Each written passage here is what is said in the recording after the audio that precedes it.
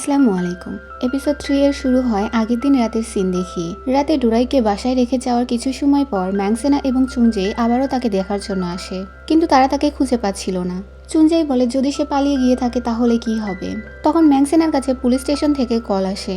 তারা দুজন দৌড়ে পুলিশ স্টেশনে চলে আসে। সেখানে গিয়ে তারা ডোরাইকে দেখতে পায় যে বেহুশ হয়ে পড়েছিল। পুলিশ ম্যাংসেনাকে বলে এটা আপনার কে হয়। তখন ম্যাংসেনা বলে আমি তার লয়ার।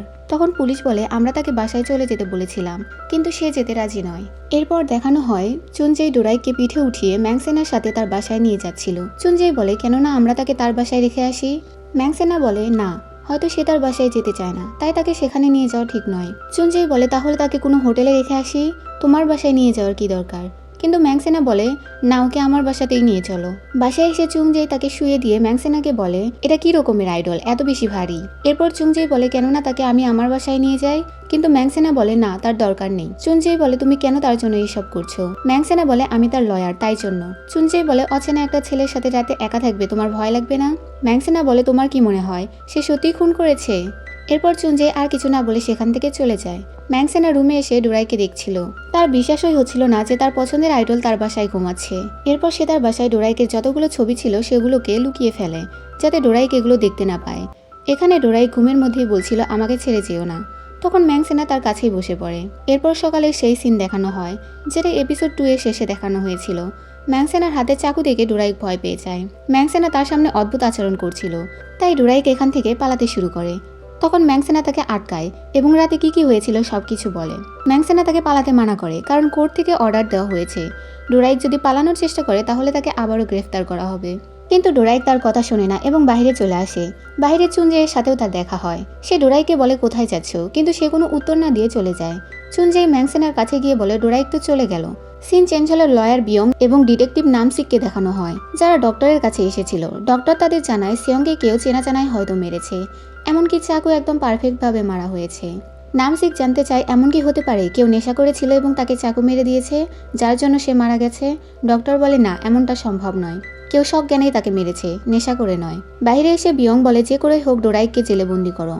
সে বলে সেখানে কোনো হাতিয়ার ছিল না, এমনকি সেয়ংয়ের ফোনও খুঁজে পাওয়া যায়নি। নামসিক বিয়ংকে বলে যে কোনো একটা এভিডেন্স খুঁজে পেলে আমরা তাকে অ্যারেস্ট করতে পারবো। বিয়ং বলে তাকে যে করেই হোক অ্যারেস্ট করতে হবে, পরে জোর করেই হোক আর যেভাবেই হোক না কেন আমি তাকে স্বীকার করিয়ে নিব যে সেই সেয়ংকে মেরেছে। অন্যদিকে ম্যাংসেনা ডোরাইকের ম্যানেজারের সাথে দেখা করতে আসে। অফিসের বাইরে জনগণ প্রোটেস্ট করছিল ডোরাইককে সাজা দেওয়ার জন্য। ম্যাংসেনা বলে আপনিই প্রথমে সেয়ংয়ের বডি দেখেছিলেন। ম্যানেজার বলে হ্যাঁ আমিই দেখেছিলাম। ম্যাংসেনা বলে কিন্তু বাসার মেয়েরও তো পাসওয়ার্ড জানতো। ডোরাইকের ম্যানেজার বলে সে এরকমটা করতে পারে না, সে এখানে 10 বছর ধরে কাজ করছিল।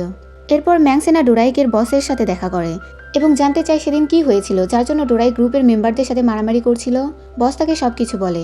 এরপর ম্যাংসেনা জানতে চায় আপনি ডোরাইকের কন্ট্রাক্ট ক্যান্সেল করেছেন কেন। বস বলে এমনটা নয়, এটা ফেক একটা নিউজ, যাতে ইনভেস্টররা আমাদের উপর প্রেশার না দেয়। তখন গোল বয়েজ গ্রুপের বাকি মেম্বাররাও সেখানে চলে আসে। ম্যাংসেনা তাদের দেখে মনে মনে অনেক বেশি খুশি হচ্ছিল, কিন্তু সে কিছু প্রকাশ করে না, বরং তাদের সেদিনের ঝগড়ার ব্যাপারে জিজ্ঞাসা করে। তারা কেউ সঠিকভাবে উত্তর না দিয়ে তাকে বলে তুমি শুধু ক্রিমিনালদের বাঁচাও, তুমি অনেক খারাপ একজন লয়ার, কিন্তু এবার ডোরাইককে বাঁচাতে পারবে না, সেই আসল খুনি। ম্যাংসেনা এখান থেকে যেতে যেতে ভাবছিল এরা কেমন আইডল, অনস্ক্রিনে একরকম এবং বাস্তবে অন্যরকম।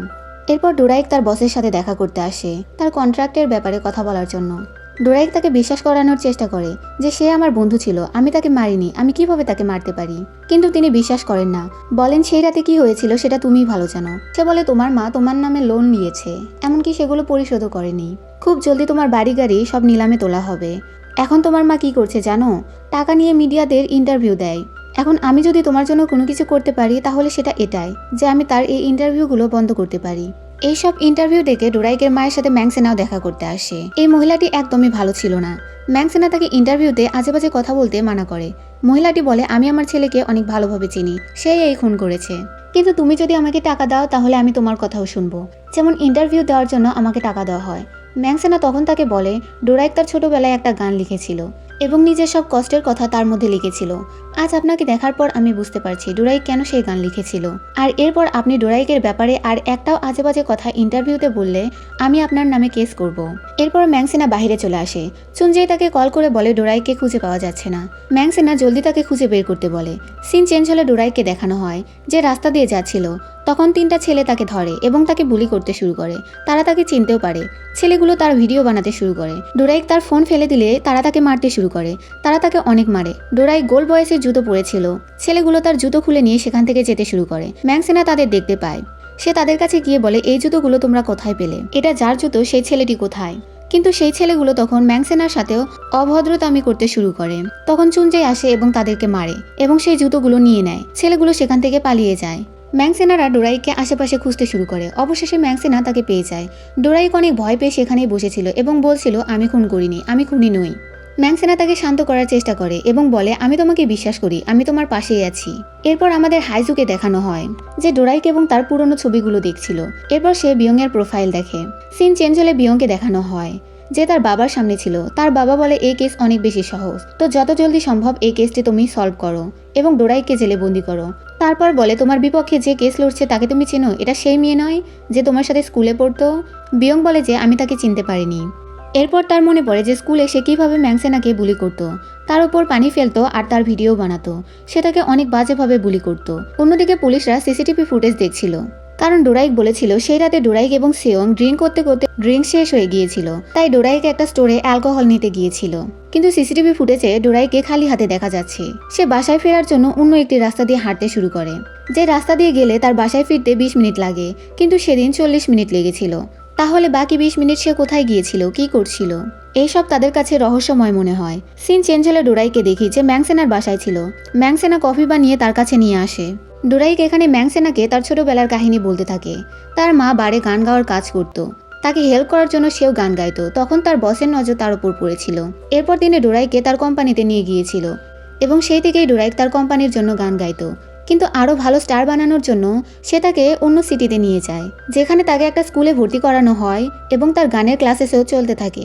কিন্তু তাকে এখানে অনেক বেশি বুলি করা হতো। তখন তার পাশে কেউ ছিল না সেয়ং ছাড়া। সেয়ং তার সাথে বন্ধুত্ব করতে চাইতো, কিন্তু শুরুর দিকে ডোরাইক তার সাথে মিশতো না। কিন্তু ধীরে ধীরে তাদের মধ্যে বন্ধুত্ব হয়। সময়ের সাথে সাথে তারা বড় হতে থাকে এবং ফেমাসও হতে থাকে। সেয়ং আর তার বন্ধুত্ব অনেক বেশি গভীর ছিল। এরপর ডোরাইক তাকে সেদিন রাতে কি হয়েছিল সেগুলোও বলতে থাকে।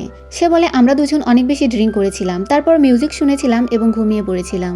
আর সকালে ঘুম থেকে উঠে তার মৃতদেহ দেখেছিলাম। তখন ম্যাক্সেনা তাকে একটা ভিডিও দেখায়, যেটা কোম্পানিতে জিজ্ঞাসাবাদ করতে গেলে যেই তাকে দেখিয়েছিল, যে ভিডিওতে ডোরাইক এবং সেয়ং ফাইট করছিল। ম্যাক্সেনা তাকে এটা দেখায় এবং বলে, সত্যি করে বলো তোমরা ফাইট কেন করছিলে?